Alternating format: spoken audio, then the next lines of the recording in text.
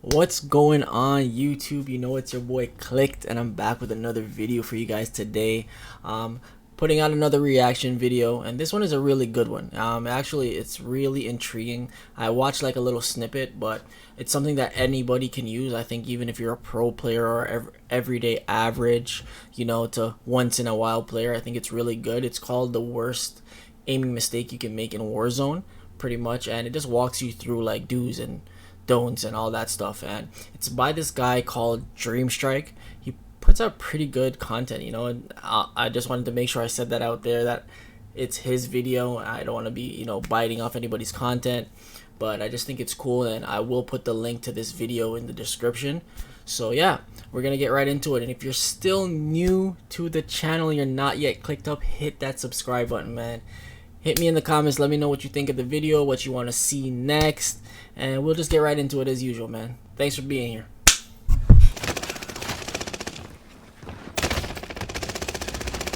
Aiming in Warzone is hard.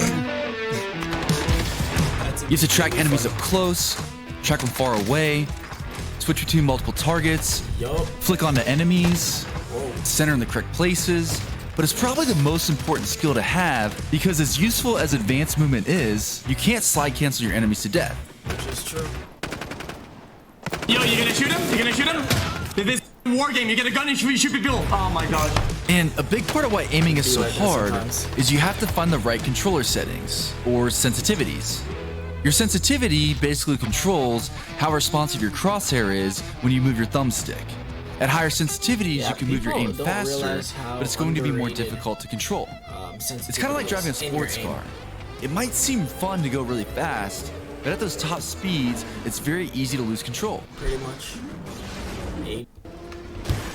So finding the right sensitivity is about navigating this balance.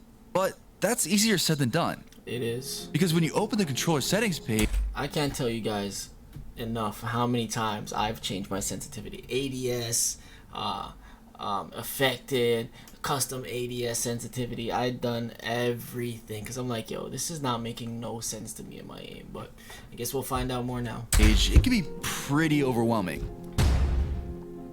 There are so many different possible combinations that if you try to do the math with how many there are, your head might actually explode.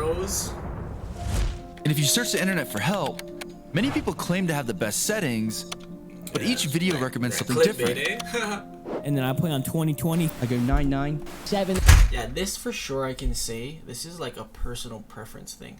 I think I've been the best. Obviously, I've gotten better as a player since Caldera's been out, but I was so much more accurate, I believe, even with stats wise in Verdansk, and that's because I was like playing on 5.5, like, you know what I mean. So 7 sensitivity. So how do you know which ones are actually the best? It becomes very easy to get trapped in an endless loop, changing your sensitivity settings over and over again every time you lose a gunfight. And even after you're done playing for the night, you find yourself still thinking about the game. Bro, this is so funny. I don't remember what I saw in real life before, like, you know those sniper glints that you see, and I was like, oh shit, a sniper. Like, this game will drive you crazy. It's crazy. You hold on to some hope that one day you'll find those perfect controller settings and start dropping high kill games like the top Warzone players. All right. Controller settings. Well, that might sound familiar to you, because that was the situation I found myself in.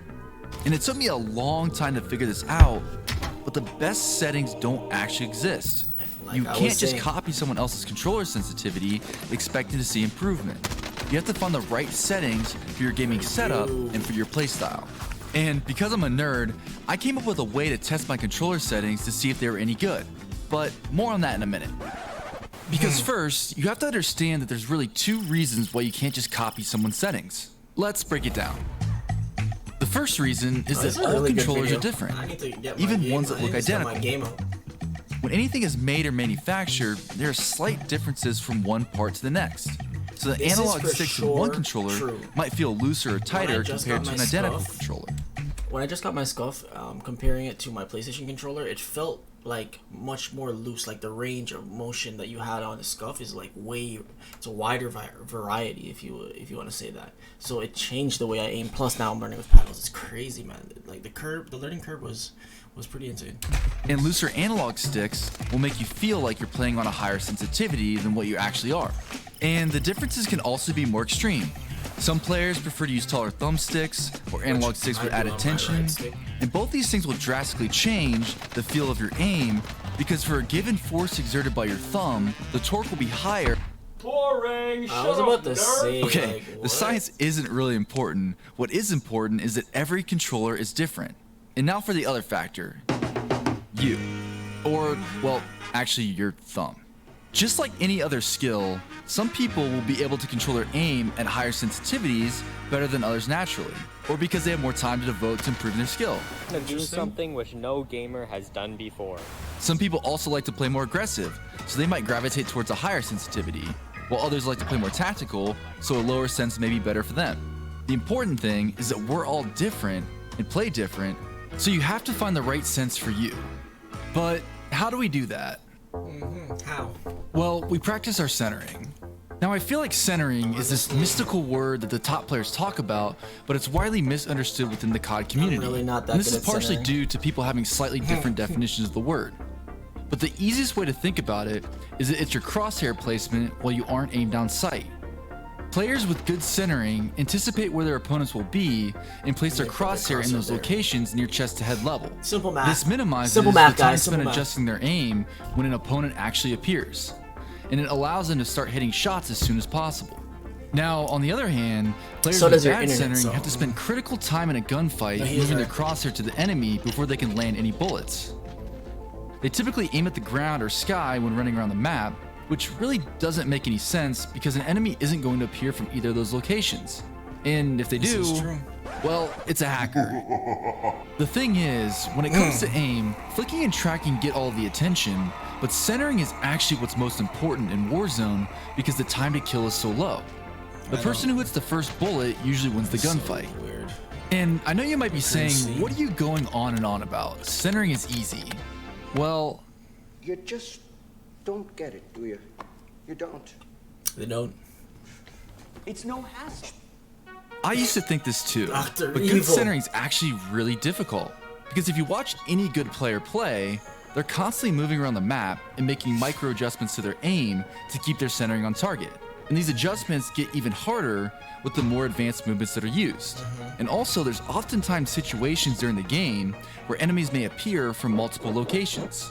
And this means that good players are switching their aim between several targets based on their positioning and the probability of where they think I an think I enemy kinda most do likely this, will but, appear. like, So, to have unconscious, great like, centering, you really need great aim control. And your ability to control your aim is tied directly to, okay, hint, we talked about this earlier. Anyone? Anyone? I got it. Movement. No, Tim, get out of here.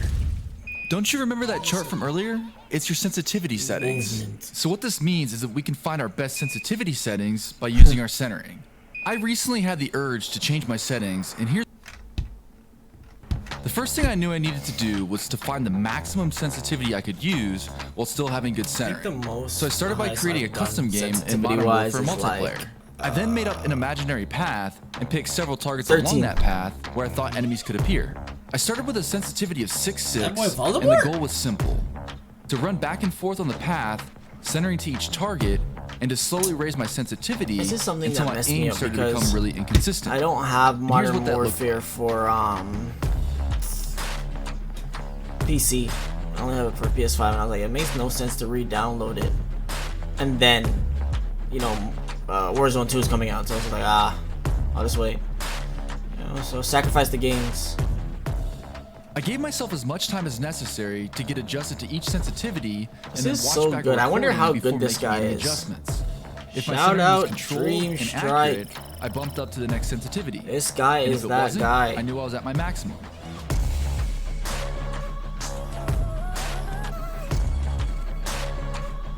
This is a hell of an obstacle course. I actually like this, and I'm sure I you know can I do use it 8 targets in for my Warzone test, if you don't have but if you're new to Modern centering and Warfare. finding that too difficult, just start with 3 or 4.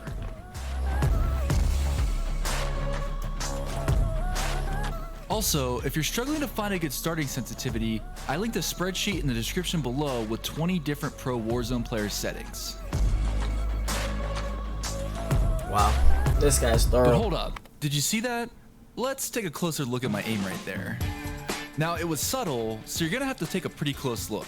But when I got to 9, I couldn't stop myself from overshooting or undershooting the targets. And that was even after giving myself plenty of time to warm up to the sensitivity. And if you compare that to 8, you can see that my aim was much more deliberate and controlled. And what this told me is that I really shouldn't go past 8 unless I want to dedicate the time to practice my centering at that higher sensitivity. Now, I typically do this test a few times to get the best result, but once I find my max setting, I actually dial it back a bit. Because when I get into an actual game, there's so many things going on that I can't focus 100% of my attention on my aim like during the exercise. I need to play on a sensitivity that I don't have to think about. And for me, that's 7.7. But the main reason I'm sharing this test with you is to help you avoid the mistake that I made early on. I fell into the Warzone YouTube TikTok trap trying to play at a higher sensitivity because it looked cool, and not for any practical reasons. But this stopped me from getting better and led me to lose a lot of gunfights. I had to figure out that there's nothing wrong with playing at a lower sensitivity. Obviously, you still need to be able to react to getting shot in the back, so I probably wouldn't ever go below 4, but I would always recommend to prioritize your aiming control over speed in Warzone. And the good news is that if I ever want to play at a higher sensitivity, I can still absolutely do that. I just might need to spend more time practicing my centering at those higher settings. It's all about practice and muscle memory. Now that we've got our sensitivity dialed in, we should be ready to go now, right? Well, not quite. In a gunfight, good centering only gets you so far. Enemies don't stand in one place. That's true. Gotta keep moving. I put this out in tips on my. So you also need to have good tracking. Don't even see them yet, and this is where the ADS multiplier comes into play. As the name implies, when you aim down sight, this multiplier kicks in and adjusts your sensitivity by its value. So if you're playing on 10-10 with a 0.8 multiplier, when you ADS, your sensitivity becomes 8. Now, to find the right value, you really need to get into a lot of gunfights. And you can do this a few different ways, like using bots in a custom game or dropping into hotspots like Prison on Rebirth. But the best makes me just want to play, is to get a friend and drop into Plunder or a custom game on Modern Warfare. Get at it. And what you want to do is have your friends strafe back and forth at different distances while you practice tracking their movement.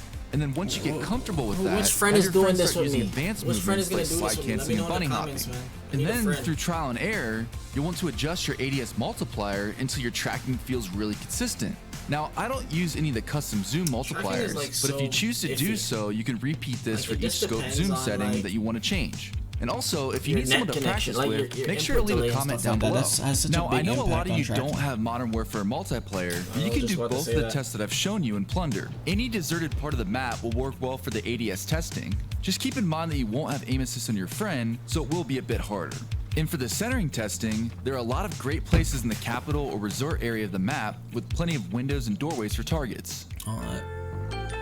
And those are the best ways that I've found to dial in the perfect controller settings. If you take away one thing from this video, it's that centering helps you find your best controller sensitivity, and tracking helps you dial in your ADS multiplier.